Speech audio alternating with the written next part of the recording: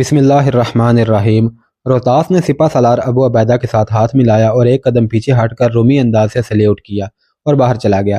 وہاں گھوڑوں کی کوئی کمی نہیں تھی۔ ان رومیوں کے سینکڑوں گھوڑے پکڑے گئے تھے جو مارے گئے تھے یا شدید طور پر زخمی ہو گئے تھے۔ روہتاس نے ایک اعلیٰ نسل کا نہایت تندرست گھوڑا پسند کیا جو اس کی اپنی ہی فوج کے کسی مرے ہوئے سوار کا تھا۔ وہ اس گھوڑے پر سوار ہوا اور ایک مجاہد اس کے ساتھ چلا گیا۔ ہم سے کچھ دور جا کر اس نے اپنی فوج کی بکھری ہوئی لاشیں نظر آنے لگی۔ وہ ان لاشوں کو دیکھتا اور اس احتیاط سے گھوڑے کو دائیں بائیں کرتا آگے بڑھتا گیا کہ گھوڑے کا پاؤں کسی لاش یا بے ہوش زخمی پر نہ آ جائے۔ تصور میں لایا جا سکتا ہے کہ اپنی فوج کی اتنی زیادہ خون میں نہائی ہوئی لاشیں دیکھ کر اس کی جذباتی کیفیت کیا ہوئی ہوگی۔ اس کا اندازہ اس سے ہوتا ہے کہ اس نے گھوڑا روک لیا اور اپنے ساتھ آنے والے مجاہد سے ہاتھ ملایا اور اشارے سے کہا کہ وہ اب واپس چلا جائے۔ اس نے گھوڑے کو ایڑ لگا دی اور گھوڑا دوڑ پڑا۔ اس نے نہ دیکھا کہ گھوڑا لاشوں پر پاؤں رکھ کر دوڑ رہا ہے یا نہیں۔ سورج غروب ہو رہا تھا۔ روہتاس کا رخ بزنطیہ کی طرف تھا۔ وہ جب میدان جنگ سے دور نکل گیا تو گھوڑے کی رفتار کم کر دی تاکہ یہ تھک نہ جائے۔ اس کی منزل ابھی خاصی دور تھی۔ اسے خیال آیا کہ وہ بزنطیہ جا رہا ہے، لیکن ہرکل یا اس کا کوئی جرنیل اس سے پوچھے گا کہ وہ اتنا عرصہ کہاں رہا ہے تو کیا جواب دے گا؟ وہ پہلے ہی اپنی فوج کی شکست سے دل برداشتہ تھا۔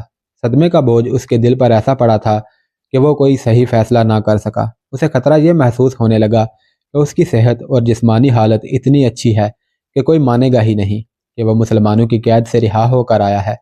قیدی کے ساتھ کوئی ایسا اچھا سلوک نہیں کیا کرتا کہ اسے معزز مہمان سمجھا جائے۔ اس کے ساتھ ہی اسے اس جرم کا احساس پریشان کرنے لگا کہ اس نے مسلمانوں کے سپہ سالار کو راز کی باتیں بتا دی تھی۔ وہ ہرکل کو بھی جانتا تھا۔ ہرکل فرعون قسم کا بادشاہ تھا جو سزائے موت سے کم بات ہی نہیں کرتا تھا۔ روہتاس تذبذب میں مبتلا ہو گیا اور اس کے ذہن میں ایک کشمکش شروع ہو گئی جو اذیت ناک ہوتی چلی گئی۔ اس نے اپنی جیب سے وہ سلیب نکالی جو اسے سپہ سالار ابو عبیدہ رضی اللہ تعالیٰ عنہ نے تحفے کے طور پر دی تھی۔ شام ابھی گہری نہیں ہوئی تھی، کچھ دور تک نظر کام کرتی تھی۔ اس نے سلیب پر مصلوب حضرت عیسیٰ علیہ السلام کا بت دیکھا۔ کہاں جاؤں؟ اس نے بت سے پوچھا۔ یسوع مسیح میری رہنمائی کریں، مجھے اس راستے پر ڈال دیں جو مجھے بھلائی اور روحانی اطمینان کی منزل تک پہنچا دے۔ اس نے بت کو آنکھوں سے لگایا، ہونٹوں سے لگایا، پھر جیب میں ڈال دیا اور گھوڑے کی لگام کو ہلکا سا جھٹکا دیا۔ گھوڑا چل پڑا، لیکن روہتاس نے گھوڑے کا رخ بائیں طرف موڑ دیا۔ اس نے بزنطیہ کو ذہن سے نکال پھینکا تھا۔ اس نے کوئی واضح فیصلہ نہیں کیا تھا کہ آخر جائے گا کہاں۔ یہ فیصلہ کر لیا تھا کہ وہ بزنطیہ نہیں جائے گا اور ہرکل کا سامنا نہیں کرے گا۔ روہتاس ہرکل کی جاسوسی کے شعبے کا افسر تھا۔ شام کے چپے چپے سے اور مختلف علاقوں میں رہنے والے لوگوں سے اچھی طرح واقف تھا۔ اسے معلوم تھا کہ وہ جس طرف چل پڑا ہے ادھر عیسائی قبائل رہتے ہیں۔ سوچ سوچ کر وہ اس فیصلے پر پہنچا کہ کسی قبیلے میں جا پناہ لے گا اور پھر سوچے گا کہ وہ کیا کرے اور کہاں جائے۔ ادھر انتھونیس یوکلس اور اس کی ماں لیزا کو ساتھ لیے بڑی تیز رفتاری سے چلا جا رہا تھا۔ وہ اتنی دور نکل گئے تھے کہ اب ان کو کوئی خطرہ نہیں تھا، پھر بھی وہ لوگ کہیں رک نہیں رہے تھے۔ حالانکہ رات گہری ہو گئی تھی اور ان کے گھوڑے ان کے بوجھ تلے دن بھر دوڑتے اور چلتے رہے تھے۔ راستے میں لیزا نے انتھونیس سے 3-4 مرتبہ پوچھا تھا کیا ہر وہ انہیں کہاں لے جا رہا ہے۔ انتھونیس نے ہر بار یہی کہا تھا کہ آگے چل کر بتاؤں گا۔ رات گزرتی چلی جا رہی تھی اور اب وہ ہرے بھرے علاقے میں پہنچ گئے تھے جہاں سرسبز اونچی نیچی ٹیکریاں زیادہ تھیں۔ چاند اوپر آ رہا تھا۔ ایک موزوں جگہ دیکھ کر انتھونیس رک گیا اور گھوڑے سے اترا۔ اس نے بتایا کہ رات گزارنے کے لیے یہ جگہ ٹھیک ہے۔ انہوں نے چوتھے گھوڑے سے کھانے پینے کا سامان نکالا اور کھانے بیٹھ گئے۔ ہم اپنی جانیں تو بچا لائے ہیں۔ کھانے کے بعد لیزا نے کہا اب ہمیں کہیں روپوش ہونا ہے۔ تم جانتے ہو انتھونیس، میں کسرا خاندان کی شہزادی تھی۔ یہاں میں ہرکل کے یہاں کسی اور مقصد کے لیے آئی تھی، لیکن ہو کچھ اور گیا۔ میں وہاں بھی نہیں جا سکتی۔ مجھے عام لوگوں جیسی زندگی گزارنی پڑے گی۔ اور مجھے آپ اپنے ساتھ کیوں لائے ہیں؟ یوکلس نے کہا میں تو قسطنطین کو قتل کرنا چاہتا تھا۔ میں شاید اپنے باپ ہرکل کو بھی قتل کر دیتا۔ آپ مجھے یہیں سے واپس جانے دیں۔ وہ بزدلوں اور فریب کاروں کی طرح مجھے قتل کروا رہے تھے۔ میں ان کے سامنے جا کر اور ان کی آنکھوں میں آنکھیں ڈال کر قتل کروں گا۔ اب کوئی ایسی ضرورت نہیں، انتھونیس نے کہا۔ اب ایک اور بادشاہی وجود میں آئے گی، میں اس کی بنیاد رکھوں گا۔ فارس اور روم کی بادشاہیت ختم ہو چکی ہے۔ اب زمین پر ایک اور بادشاہی نمودار ہوگی جو ایران کی نہیں ہوگی نہ روم کی۔ یہ صلیب اعظم کی بادشاہی ہوگی جو ساری دنیا پر پھیلے گی۔ ہرکل کے پاس صرف مصر رہ گیا ہے یا ارض روم۔ میں اسے مصر سے نکال کر ارض روم میں محدود کر دوں گا۔ انتھونیس، لیزا نے کہا، تم بہت تھک گئے ہو۔ تم پر یہ خواب بھی غالب ہے کہ پکڑے گئے تو ہرکل قتل کروا دے گا۔ سو جاؤ، آرام کرو، دماغ ٹھکانے آ جائے گا۔ تم بیداری میں خواب دیکھ رہے ہو۔ نہیں لیزا، انتھونیس نے کہا، میں تھکا ہوا بھی نہیں اور میں ڈرا ہوا بھی نہیں۔ اتنا بیدار میں کبھی نہیں ہوا تھا جتنا اب ہوں۔ تم خواب کی بات کرتی ہو، میں تمہیں بتاتا ہوں کہ میں کس حقیقت پر یہ ارادے باندھ رہا ہوں۔ الجزیرہ کے یہ عیسائی قبائل میری فوج ہوگی۔ کیا تم نے دیکھا نہیں تھا کہ یہ لوگ کس طرح 30,000 کا لشکر ہرکل کے پاس لے کر پہنچ گئے تھے؟ اگر ہرکل ان پر اپنا اعتماد بٹھا دیتا تو 30,000 کا ایک اور لشکر آ سکتا تھا، لیکن ہرکل پر اور ہرکل کی فوج پر ان قبائلیوں کو بھروسہ نہیں تھا۔ یہ لوگ عیسائی ہیں اور مسلمانوں کے خلاف لڑنا چاہتے ہیں۔ میں انہیں جانتا ہوں۔ یہ لوگ اسلام کے آگے دیوار کھڑی کرنے کو بےتاب ہیں۔ میں انہیں اعتماد میں لے لوں گا۔ لیکن اب ہماری منزل کیا ہوگی؟ لیزا نے پوچھا۔ کیا یہ بھی کوئی پوچھنے والی بات ہے؟ انتونیس نے کہا، اس ملک شام پر ہماری حکومت رہی ہے۔ میں سارے ملک میں گھوما پھرا ہوں۔ الجزیرہ میں تو میں بہت عرصہ رہا ہوں اور مختلف قبائل کے سرداروں کو صرف جانتا ہی نہیں بلکہ بعض کے ساتھ میرے دوستانہ تعلقات ہیں۔ میں یہ بھی جانتا ہوں کہ ان میں کون کون سے قبیلے زیادہ طاقتور ہیں۔ میں ان میں سے کسی ایک کے پاس جا رہا ہوں۔ مجھے پوری امید ہے کہ یہ لوگ مجھے مایوس نہیں کریں گے۔ یہ تو خوش ہوں گے کہ انہیں ایک تجربے کار جرنیل مل گیا ہے۔ میں انہیں ایک فوج کی صورت میں منظم کر لوں گا اور ان کی تربیت اسی طرح کروں گا جس طرح ہم اپنی فوج کی کیا کرتے تھے۔ انتھونیس نے جن 2 عیسائی قبیلوں کی طرف اشارہ کیا تھا ان میں ایک تھا بنی ربیہ، دوسرا تھا بنی تنوع۔ تاریخ سے پتہ چلتا ہے کہ یہ 2 قبیلے انفرادی قوت اور مالی لحاظ سے بہت طاقتور تھے اور دیگر چھوٹے بڑے قبائل انہیں اپنا لیڈر مانتے تھے۔ امیر المؤمنین حضرت عمر رضی اللہ تعالیٰ عنہ کو جب یہ اطلاع ملی تھی کہ الجزیرہ کے عیسائی قبائل 30,000 لشکر کی صورت میں ہرکل کے پاس بزنطیہ میں پہنچ گئے ہیں، تو امیر المؤمنین نے پہلی بات کہی تھی کہ میں جانتا ہوں ان قبائل کی قیادت بنی ربیہ اور بنی تنوح کر رہے ہیں۔ امیر المؤمنین نے ایک حکم یہ دیا تھا کہ ان دونوں قبیلوں کی بستیوں کو تباہ و برباد کر دو تاکہ یہ آئندہ سر اٹھانے کے قابل نہ رہیں، کیونکہ یہ 2 قبیلے جنگ و جدل کے شوقین بھی تھے اور یہ ان کی روایت بھی تھی۔ ایسا طاقتور تیسرا قبیلہ بنو ایاد تھا۔ یہ قبیلہ بھی طاقتور تھا، لیکن اس قبیلے میں کچھ ایسے دانش مند بھی تھے کہ وہ حالات کے ساتھ سمجھوتا کر لیتے تھے اور اپنے مفاد کی خاطر جھک بھی جایا کرتے تھے۔ یہ تینوں قبیلے حلب کے گرد و نواح میں رہتے تھے اور دوسرے قبائل الجزیرہ میں پھیلے ہوئے تھے۔ یہ تھی ایک اور طاقت جو مسلمانوں کے خلاف اٹھنے والی تھی۔ یہ اس لیے خطرناک ہیں کہ اس کا کسی کو علم ہی نہیں تھا اور ایسی خفیہ کہ اسے جاسوس بھی ابھرتا ہوا نہیں دیکھ سکتے تھے۔ تم جرنیل ہو انتونیس، یقیناً مجھ سے زیادہ جانتے اور سمجھتے ہو، لیزا نے کہا، لیکن میں بھی کچھ جانتی ہوں۔ جن مسلمانوں کا مقابلہ اتنی طاقتور فوج نہیں کر سکی، ان کے مقابلے میں یہ غیر تربیت یافتہ قبائل کیسے لڑیں گے؟ یہ لوگ بغاوت کر سکتے ہیں اور ہرکل نے انہیں مسلمانوں کے خلاف بغاوت کرنے کے لیے کہا بھی تھا۔ میں جرنیل ہوں لیزا، انتونیس نے کہا، میں فوجوں کی خوبیاں اور خامیاں سمجھتا ہوں۔ مسلمانوں میں ملک شام فتح تو کر لیا ہے، لیکن وہ اس قدر تھک چکے ہیں کہ یہاں سے آگے بڑھے تو ان کا دم خم ختم ہو جائے گا۔ ان کے مقابلے میں قبائل تازہ دم ہیں۔ ابھی تک وہ کہیں بھی نہیں لڑے۔ ذاتی بہادری اور لڑنے کا جذبہ کافی نہیں ہوتا۔ یہ اہلیت اور صلاحیت ان قبائلیوں میں ہے۔ انہیں ایک جرنیل کی ضرورت ہے اور میں ان کی یہ ضرورت پوری کروں گا۔ رومی جرنیل انتونیس نے غلط نہیں کہا تھا کہ مسلمان تھک چکے ہیں، لیکن مسلمانوں کے امیر المؤمنین سپہ سالار اور دیگر سالار دماغی طور پر زندہ و بیدار اور تر و تازہ تھے۔ وہ دشمن کی طرف سے بے خبر ہو کر آرام کرنے بیٹھ نہیں گئے تھے یا مال غنیمت لوٹنے میں نہیں لگ گئے تھے۔ امیر المؤمنین حضرت عمر رضی اللہ تعالیٰ عنہ جب جابیہ سے مدینہ کو واپس چلے تھے تو یہ حکم آگے بھیج کر چلے تھے کہ جن سالاروں کو مختلف علاقے دیے گئے ہیں ان علاقوں کی بستیوں پر اور چھوٹی بڑی قلعہ بندیوں پر حملے شروع کر دیں۔ یہ علاقے الجزیرہ کے عیسائی قبائل کے تھے۔ امیر المؤمنین نے سوچا تھا کہ ان قبائل کو ذرا سا بھی دم لینے دیا تو یہ متحد ہو کر ایک لشکر بن جائیں گے۔ ایک بار تو رومیوں کے پاس جا کر بھی واپس آ گئے تھے، لیکن رومی انہیں ایک بار پھر اپنے مفاد کے لیے استعمال کر سکتے تھے۔ یہ تمام علاقے مسلمانوں نے فتح کر لیے تھے، لیکن کچھ چھوٹے بڑے ٹیلے اور بستیاں ایسی تھیں جہاں مجاہدین کی نفری بہت ہی کم تھی، وہ اس لیے کہ ابھی زیادہ سے زیادہ نفری کی ضرورت حمص کے میدان جنگ میں تھی۔ اس کا نتیجہ یہ ہوا کہ بعض علاقوں میں عیسائی قبائل نے بغاوت کر دی اور مسلمانوں کا قبضہ تسلیم کرنے سے انکار کر دیا۔ پہلی بغاوت کی اطلاع ایک قلعہ بند شہر رقہ سے آئی۔ وہاں مجاہدین کی نفری بہت ہی تھوڑی تھی، زیادہ نفری کی ضرورت ہی محسوس نہیں کی گئی تھی۔ یہ مجاہدین دراصل انتظامیہ کے اہلکار تھے جنہیں وہاں جزیہ اور دیگر محصولات وصول کرنے کے لیے رکھا گیا تھا۔ وہاں کے لوگوں نے جزیہ اور محصولات دینے سے انکار کر دیا اور ان مسلمان اہلکاروں کو ایک جگہ بند کر کے بے بس کر دیا۔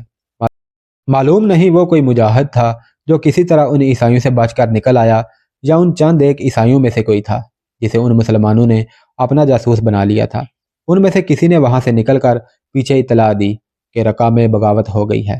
یہ علاقہ ایک سالار سہیل بن عدی کی ذمہ داری میں تھا۔ انہیں اطلاع ملی تو اپنے لشکر کے ساتھ فوراً رقہ کی طرف کوچ کر گئے۔ رقہ پہنچے تو دیکھا کہ یہ تو اچھا خاصا مضبوط قلعہ ہے جس کے تمام دروازے بند ہو چکے ہیں۔ عیسائی دیواروں کے اوپر کھڑے مسلمانوں کو للکار رہے تھے۔ ان کے پاس کمان تھی جن میں تیر ڈال کر وہ دفاع کے لیے تیار تھے۔ بعض کے ہاتھوں میں پھینکنے والی چھوٹی برچی تھی۔ قلعے کا دفاع مضبوط نظر آتا تھا۔ سالار سہیل بن عدی نے اعلان کروایا کہ فوراً ہتھیار ڈال دو اور قلعے کے دروازے کھول دو۔ اگر ہم نے لڑ کے قلعہ فتح کیا تو سب کو غلام بنا کر عرب بھیج دیا جائے گا۔ اس اعلان میں یہ بھی کہا گیا کہ جنہوں نے ہرکل جیسی طاقتور شاہی فوج کو مار بھگایا ہے، ان کے سامنے تم لوگ ایک دن بھی نہیں ٹھہر سکو گے۔ دروازے کھول کر اطاعت قبول کر لو تو تمہارے ساتھ وہی سلوک کیا جائے گا جو ہم لوگ ہر مفتوحہ جگہ کے لوگوں کے ساتھ کرتے ہیں۔ تمہارے جان و مال اور عزت کی حفاظت ہم کریں گے۔ ہمت ہے تو آگے بڑھو اور دروازہ خود کھول لو۔ رومی اس لیے بھاگ گئے ہیں کہ یہ علاقہ ان کا نہیں، ہمارا ہے۔ یہ علاقہ تمہارا بھی نہیں، ہم تمہیں بھی یہاں سے بھگا دیں گے۔ مسلمانوں کے جواب میں ایسی ہی للکار سنائی دی اور عیسائی کہے لگانے لگے۔ انہیں اپنی طاقت پر بھروسہ تھا۔ معلوم ہوا کہ 3-4 قبیلے اس قلعے میں اکٹھا ہو گئے تھے۔ انہیں معلوم نہیں تھا کہ قلعے کو کوئی فوج ہی بچا سکتی ہے جسے قلعہ بند ہو کر لڑنے کی تربیت دی گئی ہو، اور یہ فوج تجربہ اور مہارت رکھتی ہو۔ قلعے کی دیواریں اور دروازے اندر والوں کو کچھ ہی وقت کے لیے بچا سکتے ہیں۔ سالار سہیل بن عدی نے اپنے تیر اندازوں کو آگے کیا اور دیوار کے تھوڑے سے حصے پر بڑی تیز تیر اندازی کا حکم دیا۔ تیر اندازوں نے تیروں کی بوچھاڑ پھینکنی شروع کر دی، لیکن دیوار کے اوپر والے تیر اندازوں نے جب تیر پھینکے تو ان کے سامنے ٹھہرنا محال ہو گیا۔ تیروں کے ساتھ برچیاں بھی آنے لگیں۔ یہ کم عقل اور اناڑی ہیں، سالار سہیل نے کہا۔ برچیاں ضائع کر رہے ہیں، برچیاں اکٹھی کر لو، یہ ہمارے کام آئیں گی۔ ان تیروں کے سائے میں سالار سہیل نے اپنے کچھ جانبازوں کو پہلو کے ایک دروازے کی طرف اس مقصد کے لیے دوڑایا کہ وہ دروازہ توڑ دیں۔ یہ جانباز کلہاڑیوں سے مسلح تھے، لیکن دیوار پر کھڑے تیر اندازوں نے اپنے تیروں کا رخ اس طرف کر دیا جس سے یہ دروازے تک پہنچنے میں کامیاب نہ ہو سکے۔ تیر اپنے جسموں میں لے کر واپس آئے اور کچھ تیروں کی زد میں آنے سے پہلے ہی پیچھے آ گئے۔ سالار سہیل رضی اللہ تعالیٰ عنہ نے قلعے کا ایک چکر لگایا۔ وہ اب دیکھ رہے تھے کہ دیوار کہیں سے کمزور نظر آئے تو دیوار توڑی جائے۔ مجاہدین نے کہا کہ دیوار مضبوط ہی صحیح، وہ کسی نہ کسی جگہ سے اسے توڑ دیں گے۔ قلعے توڑنے اور سر کرنے میں مسلمان خصوصی مہارت رکھتے تھے۔ تاریخ بتاتی ہے کہ اس مہارت کی اصل حقیقت یہ تھی کہ مسلمانوں میں جذبہ تھا، ان کا لڑنے کا اصول یہ تھا، فتح یا شہادت۔ یہ تفصیلات خاصی طویل ہیں کہ سالار سہیل بن عدی رضی اللہ تعالیٰ عنہ نے قلعہ توڑنے کے لیے کیسے کیسے اقدامات کیے اور مجاہدین نے کس طرح جان ہتھیلی پر رکھ کر ہر اقدام کامیاب کرنے کی کوشش کی۔ کوشش تو کوئی بھی کامیاب نہ ہوئی، لیکن دشمن پر دھاک بیٹھ گئی اور دیواروں کے اندر کے لوگوں پر خوف و ہراس طاری ہونے لگا۔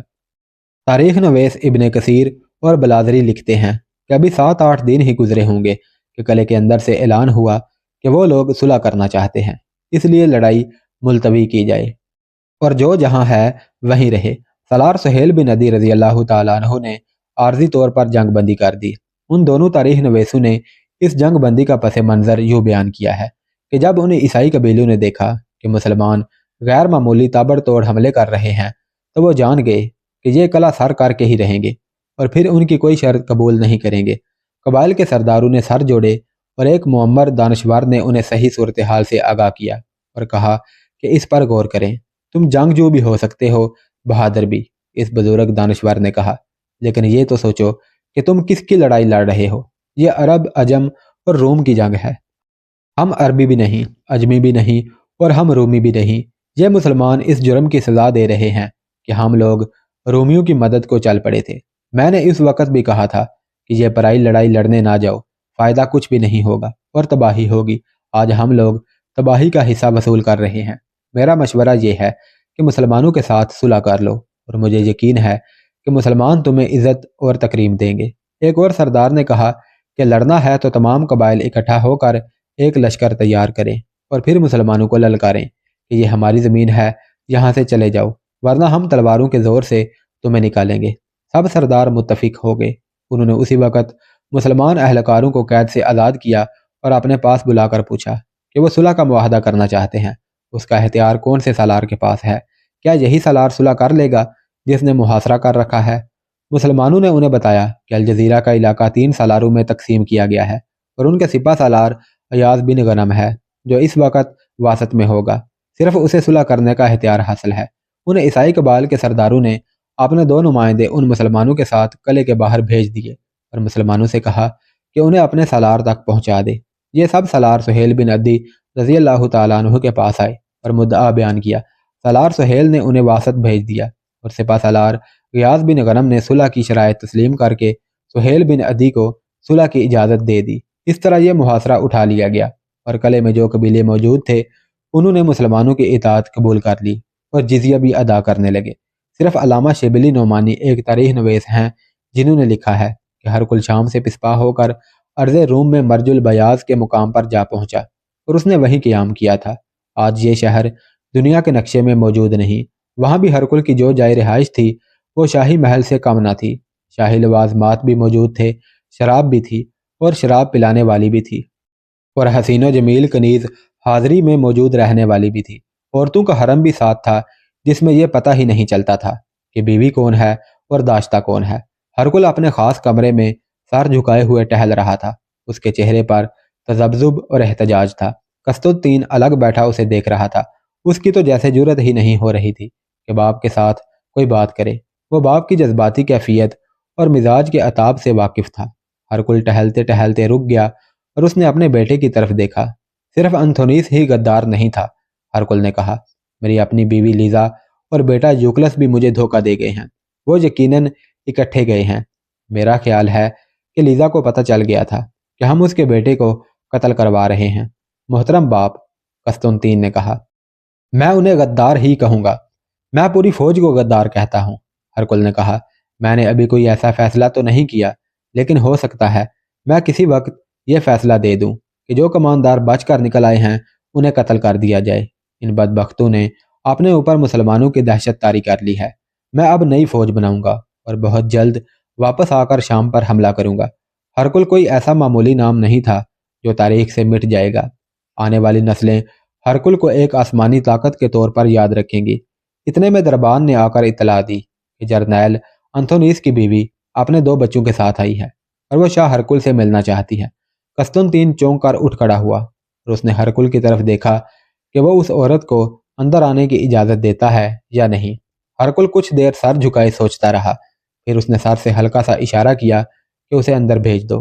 हैसियत के लिहाज से वो कोई आम सी हैसियत की औरत नहीं थी, एक नामवर जर्नैल की बीवी थी। वो हरकुल के सामने आई तो हरकुल ने उससे पूछा कि वो क्यों आई है और फिर पूछा कि उसे मालूम है या नहीं कि उसका हामिद कहाँ है। यही तो मैं शहनशाह मुअज़्ज़म से पूछने आई हूँ, उस औरत ने कहा। मैं पूछ पूछ कर यकीन कर चुकी हूँ कि एंथोनीस मारा गया था या ज़ख्मी हो गया था, लेकिन हर किसी से यही जवाब मिला कि वह ज़ख्मी भी नहीं हुआ और मारा भी नहीं गया। वो जंग ख़त्म होने से पहले ही कहीं भाग गया था। हरकुल ने कहा, अगर वो मुझे मिल जाता तो तुम्हें उसकी लाश मिल जाती, लेकिन वो लापता है। तुम मेरे पास क्या लेने आई हो? पनाह और सहारा ढूंढने। अंथोनीस जर्नैल की बीवी ने कहा, मेरे इन मासूम बच्चों को देखें, उनका कोई पुरसाने खाल नहीं रहा। इसमें मेरा कोई कसूर नहीं। हरकुल ने कहा, ये अपने बाप के जुर्म की सज़ा भुगत रहे हैं। लेकिन शहनशाह मुअज़्ज़म, इस औरत ने पूछा, मुझे किस जुर्म की सज़ा मिल रही है? मैंने तो अपने खावंद से ये नहीं कहा था। मेरे खजाने से किसी गद्दार की बीवी और उसके बच्चों की परवरिश नहीं हो सकती। हरकुल ने शाहाना अंदाज से कहा, जाओ किसी और से शादी कर लो। اور بچوں کو سہارا مل جائے گا۔ انتھونیس کی بیوی نے منت سماجت شروع کر دی کہ اسے یوں دھتکارا نہ جائے، اس کے خاوند کی آخر فوج میں اتنی زیادہ خدمت بھی تو ہے۔ اس پر رحم کرنے کی بجائے اسے ڈانٹ ڈپٹ شروع کر دی۔ ہرکل چپ ہوتا تو قسطنطین انتھونیس کو برا بھلا کہنے لگتا تھا۔ شہنشاہ معظم، انتھونیس کی بیوی نے کہا، اگر میرا خاوند غدار تھا تو کیا یہ میرے لیے بہتر نہیں ہوگا کہ مجھے اور میرے بچوں کو سزا کے طور پر قتل کر دیا جائے؟ موت سے بہتر کوئی اور پناہ نہیں ہو سکتی۔ میں نے تم پر رحم کیا ہے، ہرکل نے کہا۔ رحم نہ کرتا تو میں تمہیں جلاد کے حوالے کر چکا ہوتا۔ اگر موت کی خواہش ہے تو خود ہی زہر پی لو اور ان بچوں کو بھی پلا دو، یہاں سے چلی جاؤ اور پھر کبھی میرے سامنے نہ آنا۔ انتھونیس کی بیوی کی آنکھوں میں آنسو تیر رہے تھے، وہ بھیک مانگنے کے انداز سے بات کر رہی تھی۔ ہرکل کی بات سن کر اس کے مرجھائے ہوئے چہرے پر سرخی آ گئی، اور آنکھوں میں جو آنسو تیر رہے تھے وہ آنکھوں نے ہی پی لیے۔ اس کی گردن تن گئی۔ اے شہنشاہ روم، اس عورت نے بالکل ہی بدلی ہوئی اور جاندار آواز میں کہا، اب مجھ سے سن لے، میرا خاوند کہاں گیا ہے؟ آپ کی ملکہ لیزا اسے اپنے ساتھ لے گئی ہے۔ میں آپ کے بے رحم عتاب سے واقف ہوں، لیکن مجھے اب کسی کا ڈر نہیں۔ میرے خاوند نے اور لیزا نے میری زندگی جہنم بنا رکھی ہے، اور اب آپ مجھے اور میرے بچوں کو سزا دے رہے ہیں۔ مجھے لیزا کی کوئی پرواہ نہیں، ہرکل نے کہا۔ وہ میرے بیٹے کو بھی ورگلا کر ساتھ لے گئے ہیں۔ شہنشاہ روم، انتھونیس کی بیوی نے جرأت مندانہ لہجے میں کہا، یوکلس آپ کا بیٹا تھا ہی نہیں، وہ میرے خاوند کا بیٹا ہے۔ اس سے پہلے کہ آپ کا عتاب مجھ پر نازل ہو کہ میں ملکہ پر جھوٹا الزام عائد کر رہی ہوں، مجھ سے حقیقت سن لیں۔ لیزا میرے گھر میں آ کر میرے خاوند کے ساتھ کئی بار تنہائی میں رہی ہے۔ وہ مجھے بڑے قیمتی تحفوں سے خوش رکھنے کی کوشش کرتی رہی تھی، لیکن خاوند کی قیمت تو کوئی بھی نہیں دے سکتا۔ میں نے جب اسے برا بھلا کہا کہ وہ میری زندگی تباہ کر رہی ہے تو اس نے مجھے یہ دھمکی دی کہ وہ شاہ ہرکل کی بیوی ہے اور مجھے قید خانے کی سب سے زیادہ غلیظ کوٹری میں بند کروا سکتی ہے۔ جب یوکلس پیدا ہوا تھا تو لیزا نے مجھ سے کہا تھا کہ اب تو وہ انتھونیس سے دور رہ ہی نہیں سکتی، کیونکہ اس نے انتھونیس کا بیٹا پیدا کیا ہے۔ وہ بتاتی تھی کہ آپ نے اسے جوانی میں ہی حرم میں پھینک دیا اور بھول گئے تھے کہ لیزا نام کی بھی آپ کی کوئی بیوی تھی۔ لیزا نے میرے خاوند کو اپنے جذبات کی تسکین کا ذریعہ بنا لیا تھا۔ ان کے یہ تعلقات ابھی تک چل رہے تھے۔ انتھونیس کی بیوی کو شاید توقع نہیں ہوگی کہ ہرکل اس پر برس پڑے گا اور اسے دھکے دے کر محل سے نکال دے گا، لیکن عجیب بات یہ ہوئی کہ ہرکل پر خاموشی طاری ہو گئی اور وہ کچھ دیر اس عورت کو دیکھتا رہا۔ اسے یہ تو معلوم ہی ہوگا کہ بادشاہوں کے ہاں یہی کچھ ہوتا ہے، اور جن جوان سال عورتوں کو وہ حرم میں پھینک دیتے ہیں اور انہیں بھول جاتے ہیں، وہ اپنی تسکین کا کوئی نہ کوئی خفیہ انتظام کر لیتی ہیں۔ ہرکل کے لیے یہ کوئی ایسا مسئلہ نہیں تھا کہ وہ شدید رد عمل کا اظہار کرتا۔ محل کی ایک عورت اگر کسی کے ساتھ بھاگ گئی تھی تو ہرکل کی نگاہ میں یہ کوئی نقصان نہیں تھا۔ اس وقت اس کے دماغ پر اتنی بڑی شکست سوار تھی کہ شام جیسا بڑا ملک اس کے ہاتھ سے نکل گیا تھا۔ قسطنطین، ہرکل نے کہا، اسے ابھی محل میں مہمان کے طور پر رکھو اور میں اس کی دوسری شادی کا انتظام کرا دوں گا۔ اس وقت تک اس کی پوری دیکھ بھال ہوتی رہے اور یہ کسی چیز کی کمی محسوس نہ کرے۔